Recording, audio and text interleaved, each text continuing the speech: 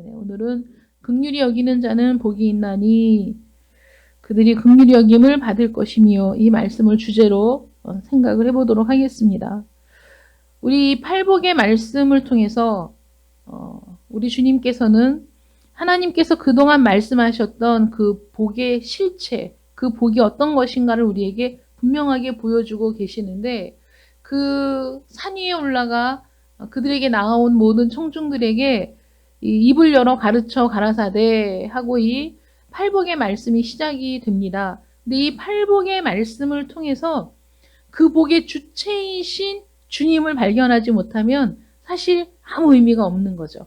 그 말씀을 들으면서 그 복에 대해서 깊이 생각하면서 결국은 그 모든 것들이 그리스도에게로 집중되고 그리스도의 모습이 보여지고 그리스도의 그 나타나심이 그들의 눈에 보여질 때 그게 진짜 참된 복이라는 것이죠. 그래서 이 말씀을 하시면서 하나님께서는 우리에게 정말 복을 주기를 원하시는 분이시고 또 복을 주실 수 있는 능력이 있으신 분이심을 우리가 알 수가 있습니다.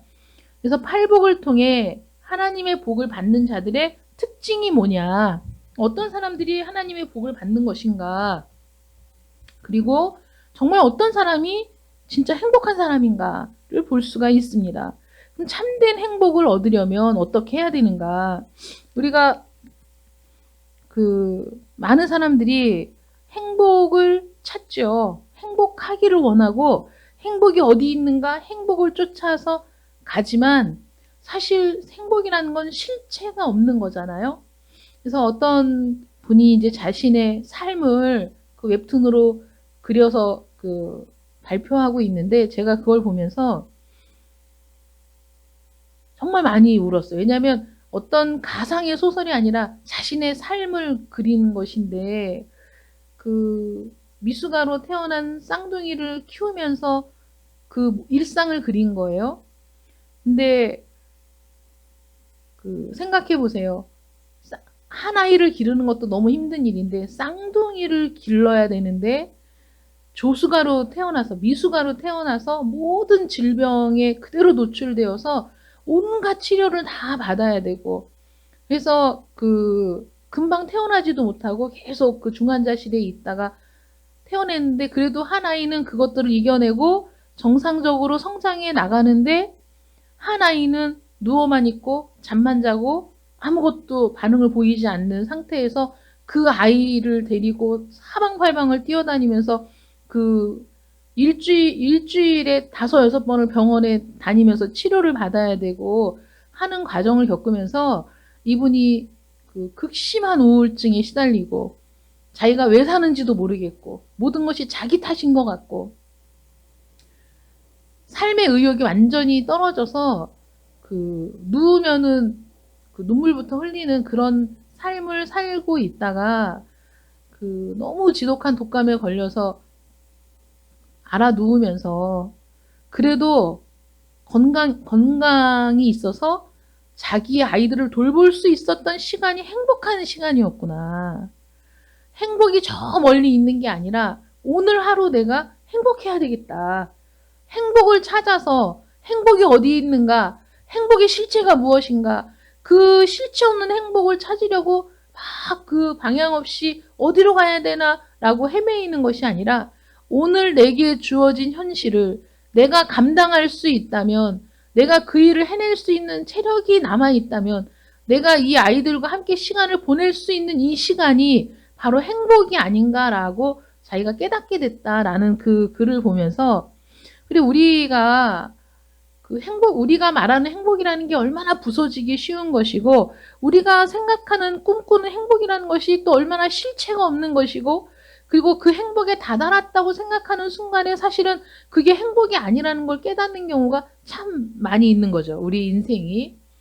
그래서 세상이 추구하는 행복이 아니라 정말 참된 행복, 정말 참된 만족. 그래서 이 세상의 그 어떤 것과도 비교할 수 없는 그런 참된 행복을 어디에서 얻을 수 있는가.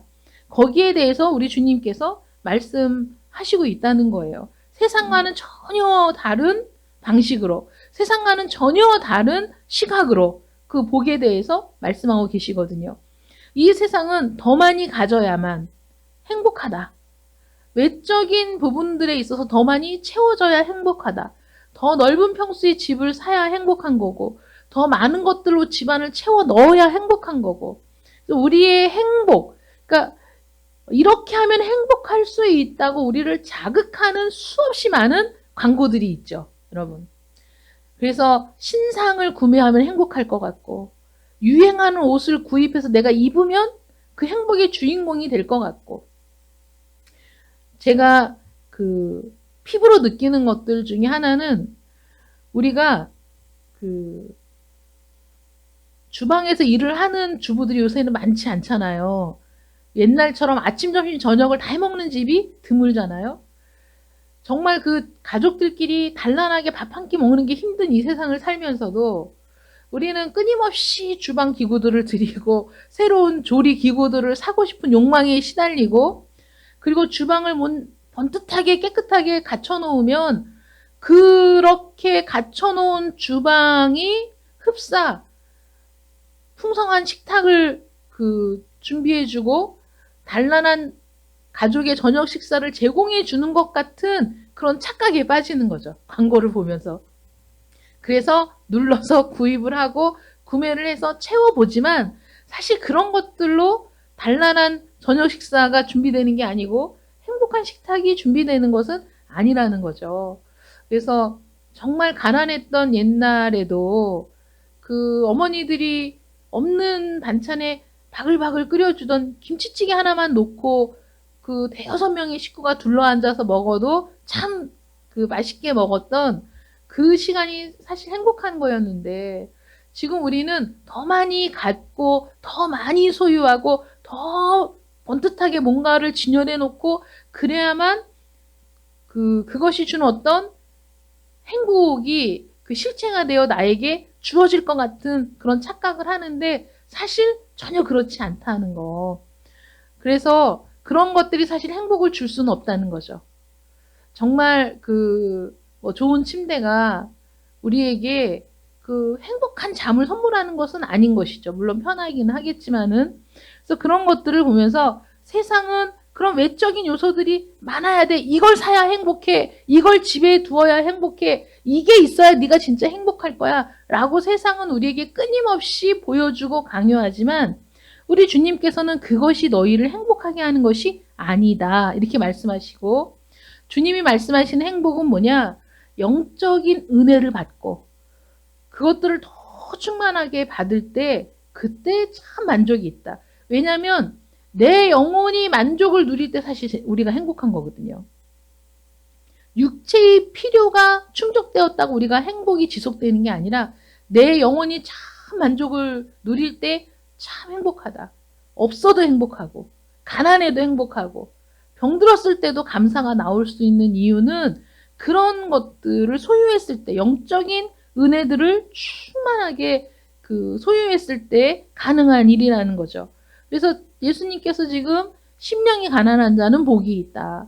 뭐 애통하는 자가 복이 있다. 온유한 자가 복이 있다. 의에 줄이고 목마른 자들이 복이 있다라는 건 이 세상에서는 절대 말하지 않는, 이 세상은 절대 가르쳐 줄 수 없는 그런 그 복의 자격, 복 받을 자들의 자격이지 않습니까? 오늘은 긍휼히 여기는 자가 복이 있다는 거예요. 긍휼히 여기는 자가 복이 있다. 그러니까 긍휼이라는 게 뭐냐면 비참한 상태에 있는 사람을 불쌍히 여기는 마음. 그러니까 비참한 상태에 있는 어떤 사람을 불쌍히 여겨서 그 사람을 그 비참한 상태에서 구원하고자 하는 그 마음을 긍휼, 영혼을 불쌍히 여기는 마음, 이 긍휼이라고 얘기한다는 거예요. 이 긍휼의 특성이 뭐냐면 이 긍휼은 다른 인류나 폭넓게는 모든 인류, 가깝게는 우리의 동료인 그리스도인들을 향한 아주 귀중한 성품인데 이건 자연적인 성품이 아니라는 거죠.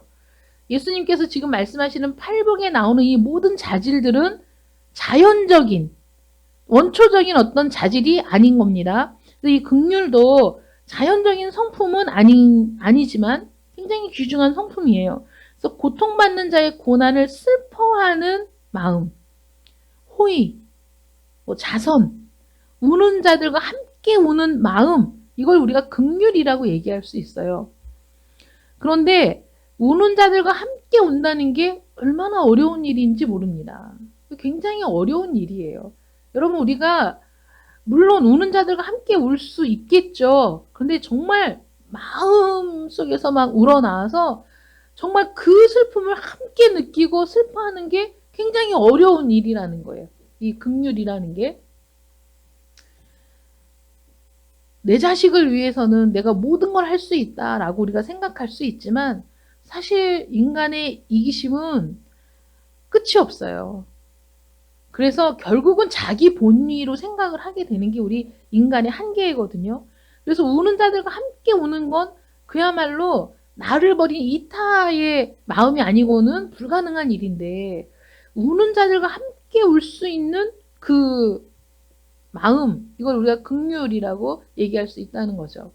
아까 얘기했던 그 웹툰 속에 나오는 이야기 중에 쌍둥이를 미숙아로 낳아서 30주가 되기 전에 낳아서 인큐베이터에서 그 시간들을 보내야 되고 수없이 많은 질병에 노출되어 온 몸에 뭐 그 줄을 막 수십 개를 달고 살아야 했던 아이들을 퇴원시켜서 살아갈 때 사실 상상할 수 없을 정도로 굉장히 힘든 일이죠.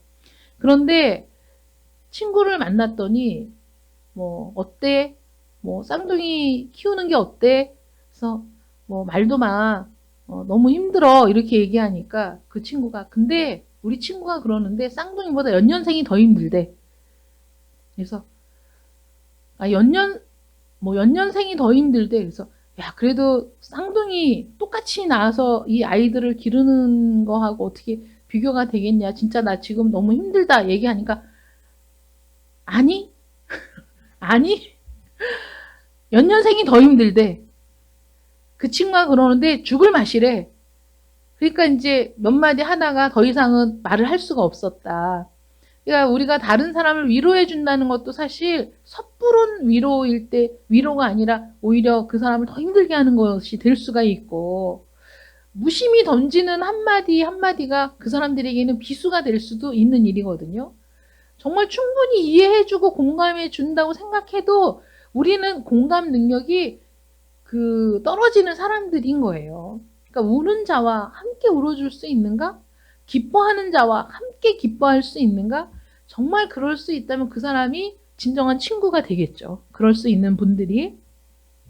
근데 이런 긍휼은 어리석은 동정심하고는 또 다르다는 거예요.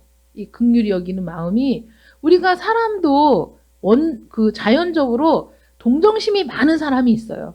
다른 사람의 힘든 걸 그냥 지나치지 못해서 그냥 간섭해야 되고 뭔가를 해줘야 되는 분들도 있습니다. 그리고 기꺼이 자기의 것을 나누고자 하는 분들도 있어요. 있는데 그런 사람이 있다고 하더라도 주님이 말씀하시는 이 긍휼, 성령을 받고 은혜를 받은 자들의 마음속에서 나오는 이 긍휼과는 다르다는 걸 우리가 기억해야 돼요. 왜냐하면 이 세상 법 없이 사는 착한 사람도 하나님께는 굴복하지 않는 사람들이 있거든요. 하나님의 말씀의 권위에는 굴복하고 아니라고 얘기하는 사람들이 있는 거예요. 자기 쪼대로 동정심을 베풀고 자기 기준대로 이제 하는 거죠. 그래서 이런 세상에 동정심이 많고 남들을 불쌍히 여기는 마음이 충만한 사람이라고 하더라도 대체로 어떠냐면 자기가 불쌍히 여기고 싶은 사람만 불쌍히 여기는 거예요. 자기가 적대하는 사람에겐 절대 긍휼을 보이지 않아요. 그러니까 어떤 한쪽으로 치우쳐 있는 경우가 많이 있고 그리고 정말 어떤 것이 더 옳은 것인가 하나님의 뜻인가를 생각하지 않고 자기 마음대로 베푸는 것이 그 영혼을 살리는 일이 될 수 없는 경우도 많이 있습니다. 그래서 극악무도한 범죄자에게 내려진 판결을 자기 멋대로 취소하던가 아니면 요즘에는 범죄자를 또 우상시하는 그런 이해할 수 없는 사람들도 또 많이 있잖아요. 뭐 잘생겨서 좋아한다, 이뻐서 좋아한다, 그 사람이 어떤 흉악한 죄를 지었는지 세상이 다 아는데도 그 사람들을 추종하는 사람들도 있습니다. 그리고 성경에서 보면 사울이 하나님께서 아각 왕을 거기를 진멸하라는 하나님의 명령이 주어졌음에도 불구하고 사울이 아각 왕을 살려주었을 때 이것은 그 사람을 향한 긍휼일 수 있고 동정일 수 있지만 하나님의 공의라는 입장에서 봤을 때 그거는 긍휼도 아니고 동정도 아니고 또 이스라엘의 안녕을 위한 것도 아니고 그 영혼을 위한 것도 아닌 백해무익한 일을 결정해서 하게 된 거죠. 어떤 사람에게는 관대하게 자기가 베풀 수 있을 때 관대하게 긍휼을 베풀지만은 어떤 사람에게는 과격하고 분노로 하는 경우 이건 영혼을 불쌍히 여기는 마음이 없기 때문에 그렇습니다. 성경이 말하는 긍휼은 근본적으로 영혼을 불쌍히 여기는 마음이라는 것이죠. 그래서 자연적인 친절과는 아주 다르다는 거예요. 그래서 용서하고 관대하고 친절을 베푸는 사람들이 있으나 주님께서 말씀하시는 긍휼과는 전혀 다르다는 걸 우리가 인식해야 되는 것이죠. 예수님께서 우리 안에 계시다면 우리에게는 이런 성품이 나타나야 된다는 거예요. 예수님처럼 예수님께서 긍휼히 여기셨다. 예수님께서 우는 자와 함께 우셨다. 예수님께서 어리석은 자의 소행을 인내하시고 참으셨다. 라고 우리가 성경을 통해 알았다면 우리 역시 그러한 기질들이 나타나야 돼요. 왜냐하면 예수님이 우리와 함께 하시니까. 나는 원래 그런 성품이 아니었지만 은혜를 받아서 긍휼히 여김을 받아서 사랑을 받아서 내 안에 그리스도의 사랑이 흘러넘치니까 그리스도의 긍휼히 여김을 받은 그 은혜를 내가 기억하니까 나도 그런 긍휼이 나가고 사랑이 나간다. 이게 자연스러운 흐름이에요. 그래서 오늘 말씀처럼 긍휼히 여기는 자는 복이 있나니 에서 우리가 긍휼을 베풀어야 내가 복을 받겠구나. 이거는 순서가 틀린 겁니다. 그 이전에 심령이 가난하다, 애통한다, 또 온유한 사람, 또 의에 줄이고 목마른 사람들의 그 기본적인 어떻게 심령이 가난해질 수 있지? 어떻게 애통할 수 있지? 성령께서 우리에게 은혜를 베푸셔서 내 자신의 실체를 깨달아야만 우리가 심령이 가난한 자가 되고 애통한 자가 되고 내가 전적으로 무능하고 무력한 사람이라는 거, 내가 죄에 대해서 전혀 무능하다는 아무것도 할 수 없는 사람이라는 사실을 깨닫고 나서 흘리는 그 눈물과 고통과 번민이 복 있는 사람의 기본적인 조건이라는 것을 생각한다면 긍휼히 여기는 것도 내가 워낙 긍휼히 여기는 사람이기 때문에가 아니라 내가 태어나기를 다른 사람을 불쌍히 여기는 동정심이 많아서가 아니라 나는 원래 그런 사람이 아니고 이기적인 사람이고 나밖에 모르는 사람이고 다른 사람의 슬픔에 깊이 공감해 주지도 못하고 그 기쁨은 더더욱 공감할 수 없는 그런 사람이었는데 내가 죄인임을 깨닫고 나에게 베풀어진 하나님의 은혜와 자비와 긍휼을 내가 체험하고 나니까 거기 그 사랑 때문에 내가 눈물을 흘리며 하나님의 은혜에 감격하고 그 사랑을 내가 받고 나니까 내 안에 그 사랑이 다른 사람에게 흘러가는 것, 내가 받은 긍휼이 그대로 흘러가는 것, 이게 긍휼히 여기는 자의 모습으로 나타나는 거거든요. 그러니까 긍휼히 여기는 자라는 게 전혀 경험해보지 못한 긍휼을 베풀 수가 없는 거예요.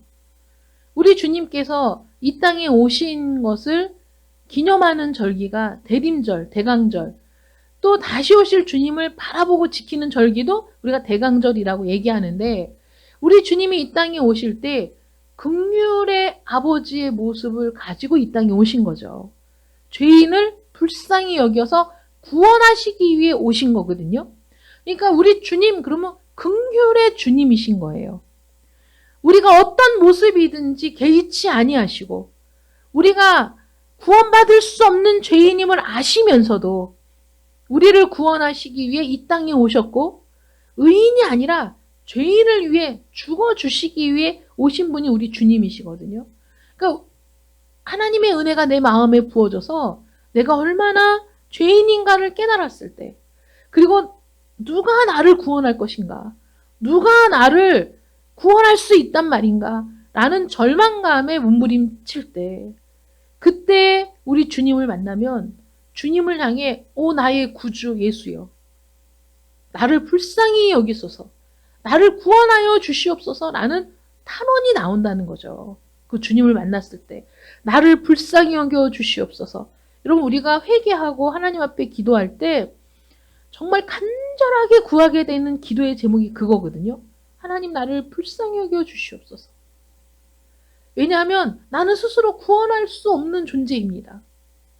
내가 죄인임을 깨달았지만 이 상태에서 한 발자국도 갈 수 없는 게 바로 나라는 존재입니다. 그러니 나를 불쌍히 여겨 주십시오. 나를 긍휼히 여겨 주십시오. 하나님의 은혜와 자비로 나를 구원해 주십시오. 라는 간절한 기도가 나오는 거죠. 그래서 하나님의 그 긍휼, 하나님의 자비, 하나님의 무한하신 그 사랑을 내가 힘입어 내가 하나님이 나를 온전히 구원하셨다는 확신을 얻게 되었을 때 그 기쁨과 감격을 이루 말할 수가 없는 거예요. 그래서 그 기쁨과 감격을 가지고 다른 사람을 봤을 때 저 사람도 나와 똑같이 하나님의 긍휼이 필요한 사람이구나. 저 사람도 나와 똑같이 하나님의 은혜와 사랑과 자비가 필요한 사람이구나. 라는 그 영혼을 불쌍히 여기는 마음이 내 속에서 깊이 솟아나서, 그래서 그 사람의 영혼을 불쌍히 여기며 그가 구원받기를 갈망하는 마음, 이게 긍휼히 여기는 마음이에요. 그래서 하나님의 긍휼을 잊기 전에는 나는 그 긍휼을 흉내낼 수도 없고 그 긍휼의 마음으로 다른 사람의 영혼을 볼 수도 없다는 거죠. 불가능한 얘기인 거예요. 그러므로 긍휼히 여기는 자가 복이 있다라는 그 앞에 전제 조건은 하나님으로부터 긍휼히 여김을 받은 사람만이 긍휼히 여길 수 있는 그런 자격을 갖추게 된다는 거죠. 그러니까 은혜가 부어지지 않으면 이 팔복에서 말하는 복 있는 자가 될 수가 없는 거예요. 이렇게 무조건적인 은혜를 베푸시기 위해서 주님이 이 땅에 오신 거죠. 이 어두움의 세상에, 어두움에 사로잡혀서 진리가 무엇인지도 알지 못하고 우리가 나아가야 할 구원의 길이 어딘지도 발견하지 못하는 우리들, 이 어두움 가운데 있는 자들에게 빛으로 오셔서 어두움을 가르시고 참된 빛이 무엇인가를 우리에게 보여주시고 참된 생명이 무엇인가를 우리에게 보여주신 분이 우리 주 예수 그리스도시라는 거예요. 그래서 그 은혜를 받은 사람이 그 은혜를 가지고 긍휼을 베풀 수 있어요. 왜냐하면 내 안에 그리스도의 모습이 있기 때문에, 내 안에 그리스도가 함께 하시기 때문에 그 마음, 나에게 부어진 마음을 가지고 다른 사람을 긍휼히 여기는데, 여러분, 이 긍휼이라는 것은 굉장히 폭넓은 그 마음이에요. 그래서 하나님을 사랑하기 때문에 내가 마음이 움직여져서 결국은 이것이 행동으로 나타나는 거죠. 이거는 움직이는 거예요. 긍휼은 마음만 갖고 있는 게 아닌 거예요. TV 뉴스를 보면서 불쌍하다, 이거는 사실 긍휼이라고 볼 수가 없는 것이죠. 그래서 선한 일을 행하기 위해서 애를 쓰고 노력을 하는 거예요. 제가 옛날에 초등학교 1학년 때인가 2학년 때인가 그 학교에서 끝나고 딱 나왔는데 학교 앞에 거지가 있었어요. 2학년이었던가? 내가 2학년 때 전혜정 권사가 1학년이었나요? 내가 2학년 때? 그럼 1학년 때였나 봐. 왜냐면 끝나면 같이 갔었는데 혼자 갔으니까 1학년 때였나 봐요. 그지가 있는데 그날 뭘 살 게 있어서 돈을 받아갖고 왔는데 사고 잔돈이 남았거든요. 주머니에 잔돈이 있었는데 거지가 있는데 그냥 갈 수가 없는 거예요. 마음이 불편한 거야. 그냥 가려고 하니까. 그래서 주머니에 손을 넣고 동전을 만지작 하고 그 앞에서 서성대고 있다가 꺼내갖고 그 동량을 받기 위해서 놓은 그 그릇에다 돈을 주고, 그리고 이제 집에 왔어요. 근데 제가 걸어왔어요. 이제 돈을 다 주고 걸어왔는데 제가 그 돈을 주고 오면서 어떤 생각을 했냐면, 마음이 행복했을까요? 정말 그 참된 만족을 막 누렸을까요? 그 돈을 딱 주고 오는 순간부터 집에 올 때까지 온갖 번민에 휩싸였어요. 어떤 번민이었, 지금, 왜냐하면 그게 너무 제가 기억에 생생하니까 이제 말씀을 드리는 거예요. 어떤 번민이었냐면, 아, 나는 정말 참 대단한 사람이야. 나는 이렇게 그 거지를 불쌍히 여길 수 있는 사람이야. 나는 참 괜찮은 것 같아. 이런 생각. 그리고 또 하나는 집에 가면 엄마한테 혼나지 않을까? 이거 잔돈 남은 거를 엄마를 줘야 되는데 내 마음대로 이거를 도와줬다고 엄마한테 혼나면 어떡하지? 그런 잡다한 생각들과 고민을 하면서 걸어갔어요. 그러니까 마음에 기쁨이 없었어. 즐거움도 없었어. 만족도 없었어요. 제가 야, 나 참 괜찮은 사람이다. 그 나이에 나 참 괜찮은 사람인 것 같아. 또 한편으론 야, 그거 했다고 괜찮은 사람이라고 생각하는 건 너무 웃기지 않아? 막 그 두 마음이 엎치락뒤치락 하는 중에 또 한편으로는 엄마한테 혼나는 거 아닌가? 이런 생각을 하고 갔으니 그 길이 막 생각을 하면서 가서 어떻게 갔는지도 모르는데 대문을 여는 순간 벌벌 떠는 손으로 대문을 열고 들어가서 이제 이실직고를 해야죠. 그 이실직고를 해야 되는데 이제 한참 둘러야 되잖아요. 그 진실에 다가가기 전에 한참 주변을 둘러야 돼. 엄마, 내가 학교에 아침에 문방구에 가서 이거를 샀는데, 근데 엄마는 밑에 동생들이 또 줄줄이 있으니까 얼마나 바빠요. 근데 그래서 내가 학교에서 다 끝나고 나왔는데, 근데 학교 문 앞에 거지가 있어서, 그러니까 이제 그럴 때마다 조금씩 공포심이 막 올라가는데, 그래서 그냥 오려고 했는데, 근데 너무 불쌍해서, 그래서 그 돈을 주고 왔어. 그리고 이제 빠바방 혼날 거라고 막 이제 생각을 하고 있었는데, 잘했어. 이러고 그냥 끝난 거예요. 그래서 속으로 안도하면서, 야, 혼나지 않아서 참 다행이다. 이렇게 생각을 했어요. 그런데 그 일에 대해서 정말 만족은 없었어요. 제가 불쌍하다고 생각하는 동정심은 있었지만, 정말 그 사람에 대한 참된 그 긍휼의 마음은 없었던 거고, 어린 나이에.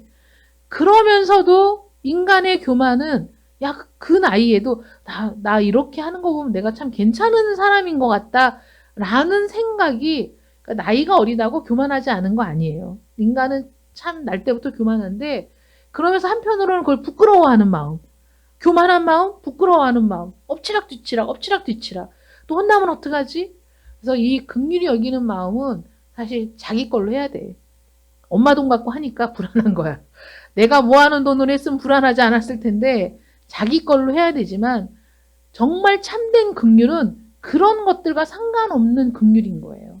그 영혼을 불쌍히 여기는 마음이 너무 강렬해서 내가 도와줄 수 있는 것들을 다 최선을 다해서 도와주고자 하는 그런 마음으로 하는 거기 때문에 그리스도의 마음을 흘려보내는 일이기 때문에 그 모든 일들에는 참된 만족이 있을 수밖에 없다는 거죠.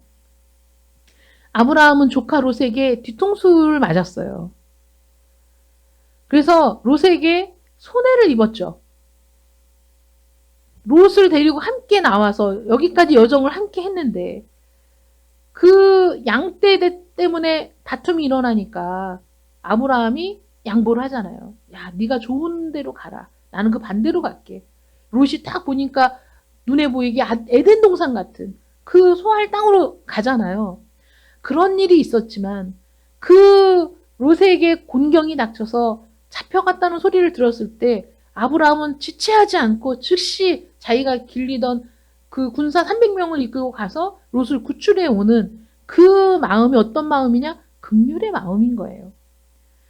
내가 손해를 받았는데 저 배은망덕한 내가 저놈을 내가 왜 구해줘야 돼? 막 궁시렁궁시렁 이러면서 하는 게 아니라 그 말을 듣자마자 신속하게 즉시 구출하기 위해 뛰어가는 모습.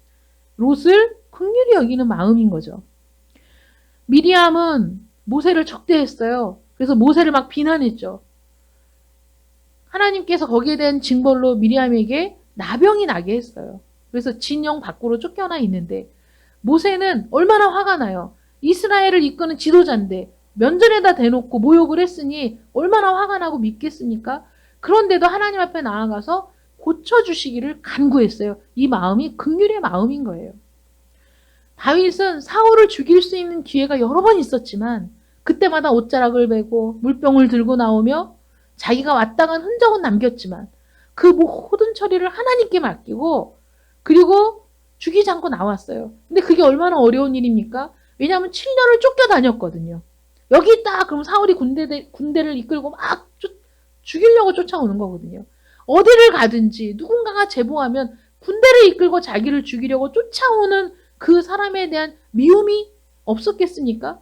그러나 이 모든 것이 하나님의 섭리라고 생각하고 그를 위해 긍휼을 베푸는 그런 마음이 긍휼이라는 거예요. 죽일 수 있었지만 깊이 잠들어서 옷자락을 베어도 전혀 모르고 자고 있는 사울. 물병을 들고 나와도 전혀 기척을 느끼지 못했던 사울. 그래서 눈을 뜨고 자기가 어떤 상황이었는지를 깨닫고 야, 뭐 네가 정말 의인이구나. 이렇게 얘기했는데 그 다음에 또 죽이려고 쫓아가는 그 사울을 또 용서하고 긍휼을 베푼 그 다윗의 마음이 긍휼이에요. 이거는 은혜 받지 않은 자는 베풀 수 없는 것이고 하나님이 함께하지 않으면 결코 할 수 없는 게 이 긍휼이라는 거죠.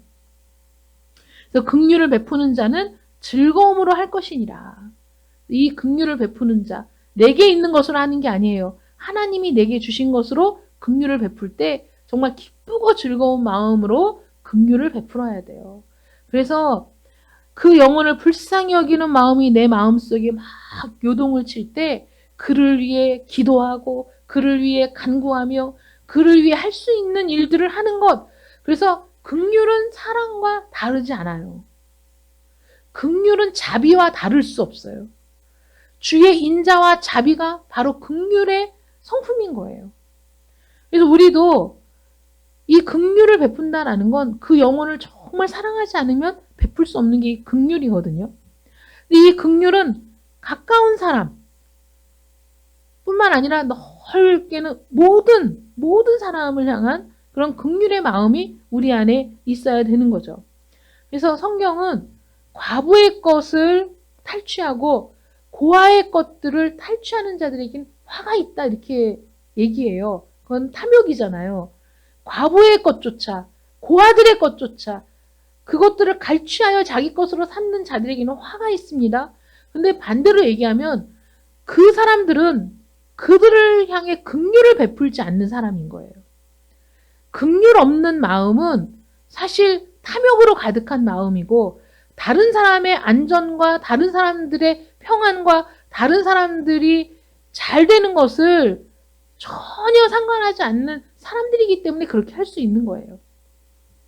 그래서 이 세상은 내가 잘 되고 내가 더 많이 소유하고 내가 더 많은 재물을 축적하기 위해서는 다른 사람들의 피눈물을 밟고 올라가지 않으면 안 되는 그런 세상이잖아요.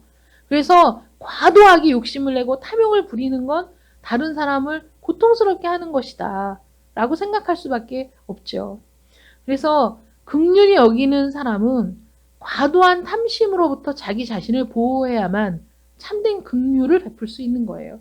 기꺼이 내 것을 내어주고자 하는 마음이 없이는 긍휼을 행할 수 없어요. 우리 주님은 모든 것을 주시기 위해 오셨어요. 생명까지 다 쏟아 부어 주신 분이 우리 주님이시죠. 주님이 우리에게 베푸시는 긍휼은 어디에서도 맛볼 수 없는 정말 참된 긍휼인 거예요. 나의 어떠함과 상관없이 부어지는 은혜거든요. 그래서 이렇게 긍휼히 여기는 사람이 받는 복이 뭐냐? 내적인 은혜가 있어요. 긍휼히 여김을 받아요. 동정과 자비를 베풀므로 참 만족을 누려요. 기쁨이 있는 거예요, 거기에. 내가 다른 사람을 긍휼히 여기고 그 사람을 돕기에 내가 최선을 다할 때 다른 사람이 줄 수 없는 참된 만족을 누려요. 기쁨을 누려요. 여러분, 우리가 다른 사람을 구원하는 일, 전도하는 일, 다른 사람에게 복음을 전하는 일이 그런 기쁨을 주는 거예요. 능력을 주는 거야. 어떤 사람에게 복음을 전해서 이 사람이 복음을 받아들였을 때의 그 기쁨을 어떤 것과도 비교할 수 없어요. 참된 기쁨과 만족을 얻게 되거든요. 그리고 그렇게 긍휼히 여기는 마음은 내 안이 메마르지 않게 해요. 메마른 심령은 절대로 긍휼을 베풀 수 없어요. 근데 긍휼을 베풀면 베풀수록 내 안에 긍휼이 차고 넘쳐요. 다른 사람에게 내가 긍휼을 베풀수록 내 안에 은혜가 충만해요. 그래서 내가 하는 모든 삶이 참 넉넉해지는 거예요. 우리가 신앙생활을 할 때도 넉넉하고 정말 그 비를 흠뻑 흡수해서 촉촉해진 땅에 무엇이든 파종하면 거기에서 그 아름다운 싹이 나고 결실을 맺듯이 우리의 심령은 긍휼을 베풀면 베풀수록 그렇게 옥토가 되는 거예요. 은혜를 받기가 쉬운 마음, 말씀을 받아서 씨앗 그 뿌리를 내리기가 수월한 마음의 상태가 언제 이루어지느냐? 우리가 긍휼을 흘려보낼 때, 다른 사람을 긍휼히 여기는 마음으로 내 마음이 뜨거울 때 그 마음은 내적인 은혜로 충만하게 된다. 만족하게 된다. 그리고 다른 사람을 긍휼히 여기는 사람에게 어떤 다른 사람들을 통해서 도움을 받을 필요가 있을 때가 있잖아요, 우리가. 긴급한 도움이 필요하거나 다른 사람들의 손길이 필요할 때가 있어요. 우리는 그렇게 사는 존재이기 때문에. 그런데 긍휼을 베풀며 사는 사람들에게는 적시에 도움을 받을 수 있는 은혜가 있어요. 뿌린 대로 거두는 삶인 거예요. 그래서 긍휼히 여기며 다른 사람을 돕는 일에 솔선하며 다른 사람을 돕는 일에 최선을 다했던 사람에게는 정말 필요할 때 하나님이 도움의 손길들을 붙여주시고 정말 긴박할 때 긴급할 때 하나님은 반드시 그렇게 다른 사람을 긍휼히 여기는 사람들을 통해서 긍휼히 여김을 받게 하시는 거예요. 그런 은혜가 있는 거야. 혼자 사는 게 아닌 거예요. 그러니까 브라질 선교사가 이제 코로나 때문에 우리나라에 들어왔어요. 그런데 이분들은 정말 천생이 부부가 선교사인데 선교사가 아주 천직인 것 같아. 그래갖고 어떻게 하면 이 상황에서 선교를 나갈 수 있을까를 고민하는 분들이에요. 어떻게 하면 나갈 수 있을까? 어디를 가면 좋을까? 고민을 하다가 그리스에 난민이 많이 생겼다는 말을 듣고 그리스에 선교사로 나갈까 하는 마음으로 알아보기 위해서 남편 선교사님이 간 거예요. 갔는데 거기에 상황이 이제 안 좋아지고 코로나 상황이 급속도로 안 좋아지면서 거기에 묶이게 됐어요.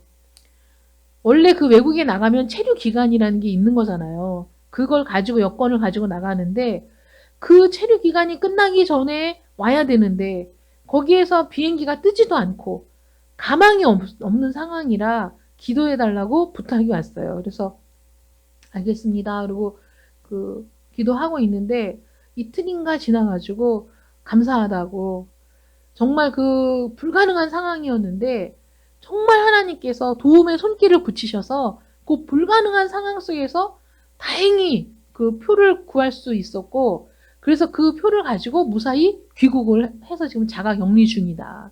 이런 소식을 들었어요. 그래서 그런 일들이 정말 불가능한 상황 속에서 정말 하나님께서 어떻게 나는 전혀 알 수도 없는 사람들을 통해서 그렇게 도움의 손길이 오고 그래서 피할 수 있는 길이 열어지고 그래서 그 모든 상황을 하나님께서 섭리하시고 주관하심을 다시 한번 깨닫게 되는 일들이 일어나게 되는 거예요. 어떤 사람들에게 다른 사람을 불쌍히 여기는 사람들에게 동일한 상황 속에서 힘들고 어려운 상황 속에서 나 역시 그렇게 다른 사람을 통해 긍휼히 여김을 받는 그런 은혜가 있다는 거죠. 그런 복이 있다는 겁니다. 그리고 정말 중요한 건 하나님으로부터 긍휼히 여김을 받는 복이 지속된다는 거죠. 우리가 하나님 앞에 나갈 때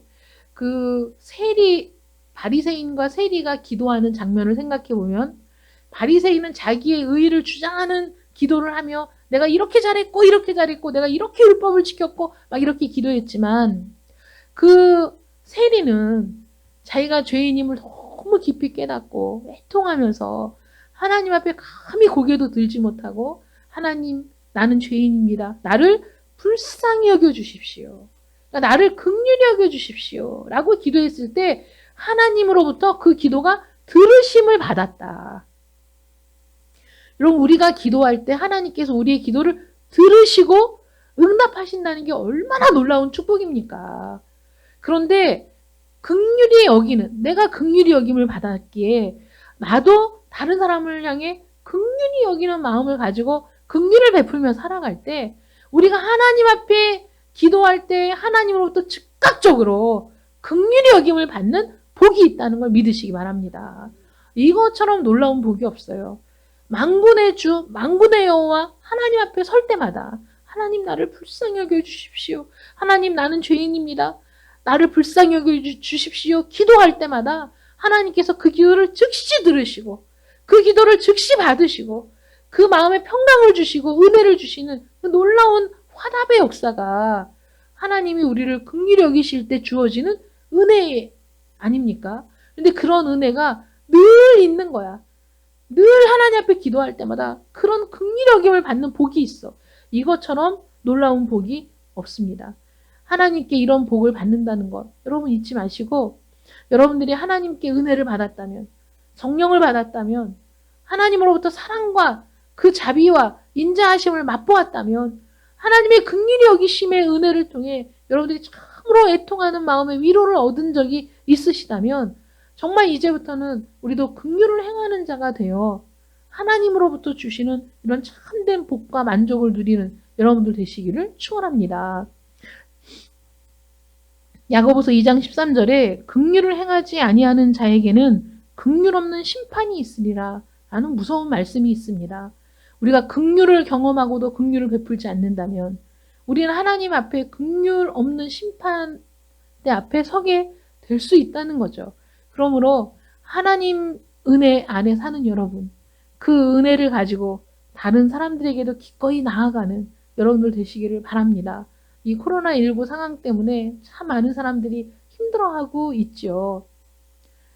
자영업 하는 사람들의 힘든 건 이루 말할 수가 없고, 또 많은 사람들이 직장을 잃고, 또 많은 사람들이 그 직장에서 떨려나서 육체 노동자로 바뀌지만 지금 그 일도 쉽지 않다. 이런 기사들이 올라오는 걸 보면서 참 마음이 많이 아픕니다.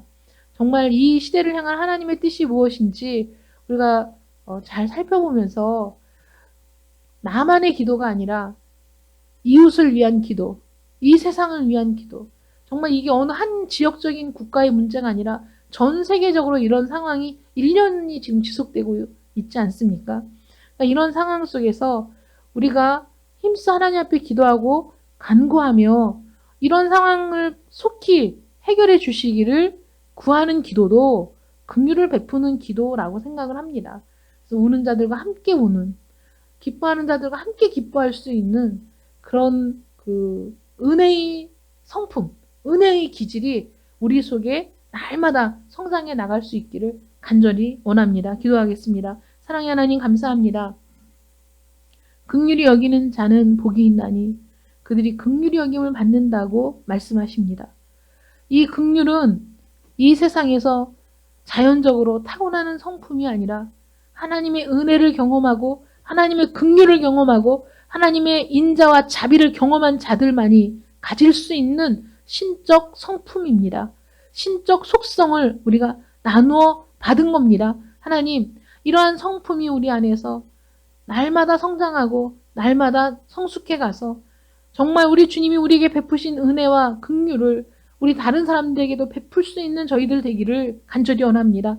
다른 사람을 긍휼히 여기는 마음, 그 마음에 대해 우리 주님께서는 복이 있다 말씀하시고 그렇게 긍휼히 여기는 자들에게는 하나님의 긍휼히 여기심을 받으며 다른 사람들의 긍휼히 여김을 받으며 내적인 만족과 충만함이 있다고 말씀하십니다. 하나님, 우리의 삶이, 우리의 신앙의 삶이 이렇게 내적인 은혜로 충만하며 하나님의 긍휼히 여김을 날마다 받으며 또 때에 따라 적재적소에서 다른 사람의 도움을 기꺼이 받을 수 있는 하나님의 인도하심과 섭리를 날마다 체험하는 저희들 되기를 원합니다. 주님, 주님의 성품대로 닮아가며 주님 뜻대로 살아가는 저희들 되게 하여 주시옵소서. 이 한 주간도 긍휼히 여기는 자로 살아갈 수 있도록 하나님 은혜를 베풀어 주시옵시고, 특히 지금 이 코로나19 상황 속에서 나와 가족을 위한 기도, 이웃을 위한 기도, 전 세계 모든 인류를 위한 기도가 우리 심령 속에서 끊임없이 나올 수 있도록 도와주시며